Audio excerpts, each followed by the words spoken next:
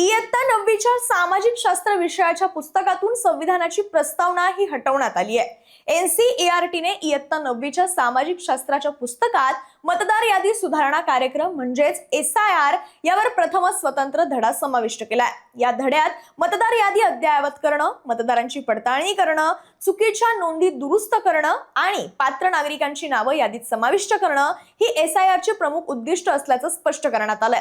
तसंच अचूक मतदार यादीमुळे निवडणूक प्रक्रिया अधिक पारदर्शक आणि विश्वासार्ह कशी बनते याची सुद्धा माहिती विद्यार्थ्यांना दिली जाणार आहे। यासोबतच 1975 मध्ये लागू करण्यात आलेल्या आणीबाणीवर एक स्वतंत्र विभागही नव्या पुस्तकात जोडण्यात आलाय। समाज समजून घेणे, भारत आणि त्या पलीकडे या प्रकरणात आणीबाणीला भारतीय लोकशाही समोरील सगळ्यात मोठ्या आव्हानांपैकी एक म्हणून मांडण्यात आलंय।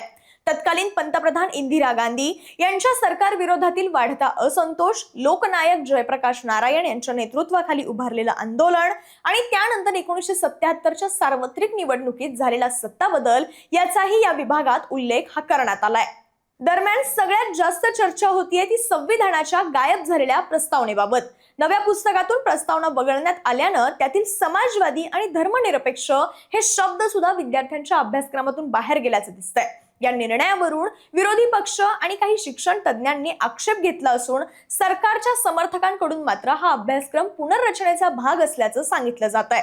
याशिवाय या पुस्तकात वैदिक काळातील समाज व्यवस्थेचा संदर्भ देताना मनुस्मृतीमधील एका श्लोकाचा सुद्धा समावेश करण्यात आलाय। एकंदरीत पाहता एनसीईआरटीच्या नव्या अभ्यासक्रमात भारतीय लोकशाही, निवडणूक प्रक्रिया आणि इतिहास याकडे पाहण्याचा दृष्टिकोन बदलल्याचं दिसून येत आहे।